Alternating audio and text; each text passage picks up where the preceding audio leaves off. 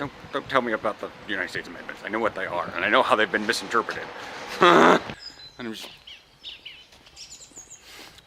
like, dude, what? So as if they cut this, I don't really care. Let's not lean that side. This little thing is the sling. Yeah. We're keeping the hoodie on because it keeps me warm, even though it's warm in here. Yeah.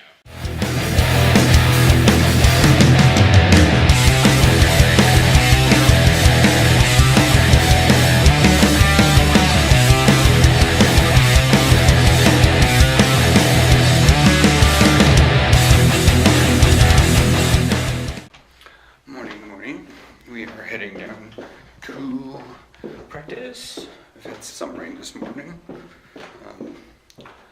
It sounds like a lot because it's hitting the skylights, and the skylights kind of echo through the entire bedroom and much of the apartment, but I don't think the rain itself has gotten that heavy.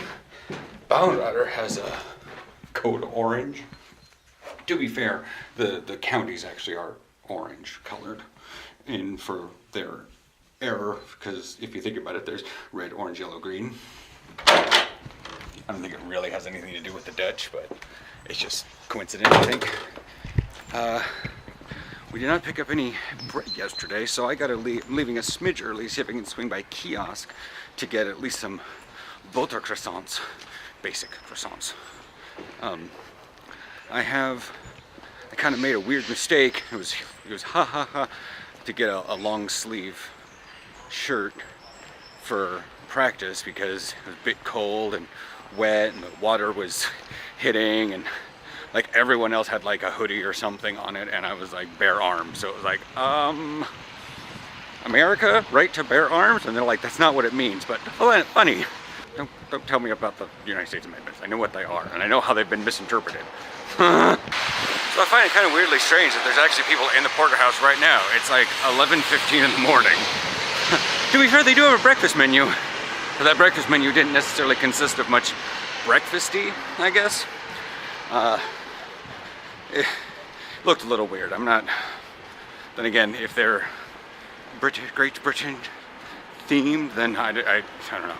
Based on what I've been dealing with my alliance in Star Trek Fleet Command, I don't see crap about the British. They have. Each town has their own word for something else, and they half the time don't understand each other, and it's like, how the hell have you not gone to war with yourself over your own little island? But I do have a long sleeve shirt on. I actually haven't worn this at all here in the Netherlands.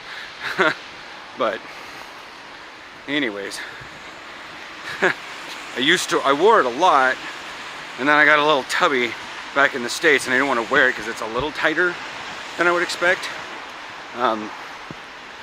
So yeah, there's that. Check if there's anybody behind me. We have a wind advisory. That's what I was talking about with the code orange. The southern provinces do. South Holland, Zeeland, and Brabant. And one of the other ones, there's a high wind, like over 100 kilometers per hour, which is like 60. Because like the Sprinter goes at almost 130 kilometers per hour, and my phone basically registers that as like 80 miles an hour. And yeah, so I got the new phone and all that jazz. Still haven't figured out how to do those like stereoscopic pictures. I thought maybe Facebook would have an option to utilize both cameras, but maybe both the cameras aren't necessarily I don't know. We're still poking around. We haven't even had the phones for 24 hours. Anyways, I will chat with you guys probably on the way out to practice. I gotta hurry up, get some FUD, because all I've had is like a protein shake and 2 cups of coffee. And if I go to practice on that, I'm gonna freak out because I have no blood sugar. So I am getting like weirdly, I'm feeling a little bit of an alien right now. I don't know if that's due to the fact that I've only had basically 2 cheese croissants, coffee and stuff, and I'm a little low on blood sugar, or if there's something to it. But like there was a group of 4 older Americans at Mouterport. They were talking, and I kind of hung a little close, just, you know, I could understand what they're saying. Got on the train, I was like, oh, they got like whole loads of suitcases. And so they are heading, and I got the idea that they're heading to, you know, and from what I heard from the wind and all that stuff, they're heading to Ski Pole. Okay. And then we passed by Vasp, and I just sort of kept overhearing because we kind of got on at the same door. They're like, well, one of the ladies like, well, Visp goes to the airport. And he's like, well, no, we need to go to the Heivelsersum to get to the direct train that goes to the airport, because that's the only one that goes to the airport. That's why it's direct. And I'm like, that's not how the word works. Whatever, it's your time. So we get off at Hilversum, and I'm like, I know that they need to go almost directly across to the next platform to go back north, and they don't. The elevators are small and all their suitcases, so they go down 2 at a time. And, you know, they're keeping together, and then they come over and 2 at a time up the elevator into the main station. And the main guy comes out and he looks over at the thing and goes, okay, so in 5 minutes, the one to Shitpool Airport. And I'm just like, dude, what? Have you been calling it that this entire time? Is that what you read it as? And then one of the ladies, she goes, well, we could always go over there to Smackler's. It looks like they have French fries. And I'm like, that's Smueller's. That's Smackler's. I look at the sign, and I rearrange a few things in my head, and I still can't figure out how she read it as Smackler's. I said, well, there's a Starbucks outside. Some lady kind of came walking, because they're kind of meandering. And so they go out. Starbucks is probably not open or something. And so they come back in. They want to go to Huygen, Albert Huygen. And they realize that they don't know what all the stuff is in there. So they come back out, and they're just sort of meandering. Like, they look lost. And I'm like looking through the station. I'm like, there's your train right now. Your train leaves at 10:23, and it's currently 10:22. And like, well, we need to figure out how to get back here, because once we're at the airport and we take off to get home, we need to figure out how to get back here so we can get back to our hotel. And I'm like, wait, what? So you're going to the airport, you're going to go away somewhere, and you're going to come back from the airport to Hilversum back to Mouterport.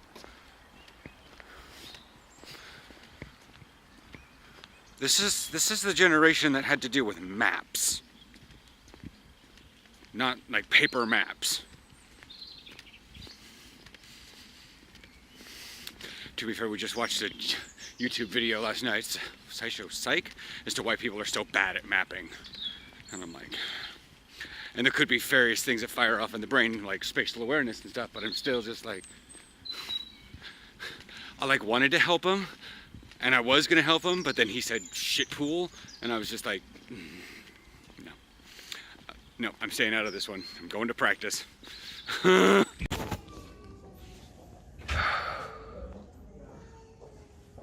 Yes, I'm taking a quick little video so I don't see anything.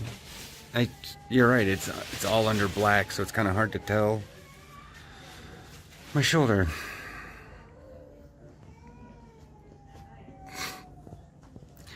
Yeah, they gave me some painkiller that they shot up my nose. Yeah. It was interesting. Yeah. I mean, I haven't really done liquid up the nose like that. You have with your, didn't you have shots. Well, that, and you also, didn't you have a nasal spray thing you did for a while? Yeah, so that's that. This is a part of OLVG. We have anything. Dirk, bless his heart, drove me all the way here because what happens if I did have to get taken home from Hilversum? Like, that would suck. Yeah. Because we don't have a car. I would have had to go home on the train, probably all doped up on drugs. Everyone had to figure out how to get out to wherever it was within Hilversum on the bus. Yeah. So Dirk just drove up here to OLVG, right next to Oosterpark. So benefit. The camera's a little further over than I'm expecting, so I can definitely tell that I'm not looking directly at it. Yeah. And it's so wide. Oh, I know. So fish-eyed. Yeah. It actually can go fuller screen is the thing. I just haven't set it up that way. But yeah, as you guys can see, like, that stuff there. Pads are down there. My new shirt had to get cut. Like this thing, if they need to cut this thing for whatever reason, I don't care. I've had this thing so long. Like I told you guys earlier on the vlog. It's the first time I've worn it in Amsterdam. So as if they cut this, I don't really care. Let's not lean that side. But yeah, that's that. Got nothing. Okay. Hi, we're home. Yeah. Yeah.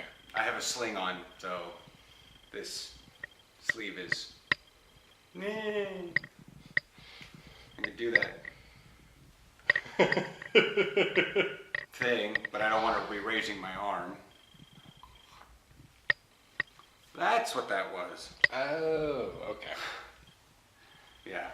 I was trying to get the tripod set up and Aaron decided to hold it because, yeah. I'll set it up as a tripod, gladly. Ask for help if you can only use one hand and need help. You know I don't like to ask for help much, and plus you seem to be busy doing other things, so I wasn't bothering you. Alright, he's wrapped it around the Faraday cage of dishes. It's a wire rack. You guys have probably seen it multiple times with wooden shelves, but between our bed and our wireless modem, there's this metal cage, so I call it the Faraday cage because it seems like, I don't know how we don't get signal in the bedroom, but we can get signal down at Rumbaba. 5 floors down and across the street.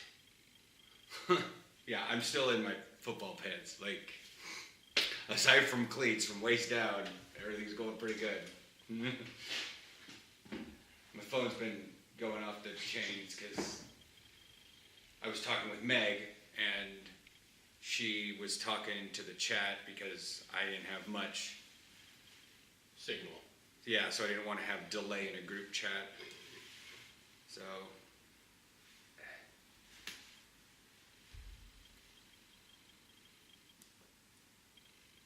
okay.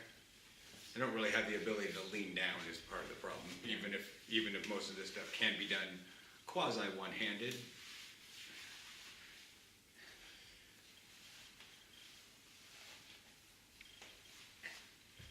Except for the girdle.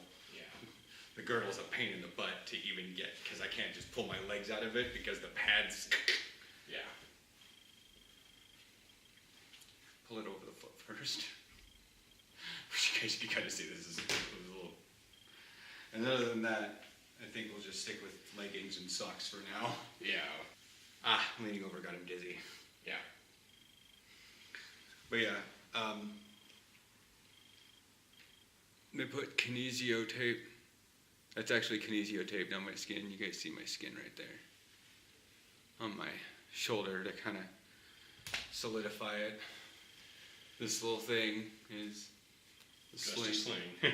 Yeah. We're keeping the hoodie on because it keeps me warm, even though it's warm in here. Yeah. The sling, it's just a loop. It's not like the one that attaches to the elbow or anything. Yeah, which surprised me. Yeah, well, they only need my arm in a position. And it was really strange because I probably was able to survive most of the way home because I was holding onto my shoulder pads Yeah. while I was in the car. So it kept my arm in a nice, stable position. Yeah. So that's all that. I don't know what more to do, but we're going to have some interesting times in the next couple weeks.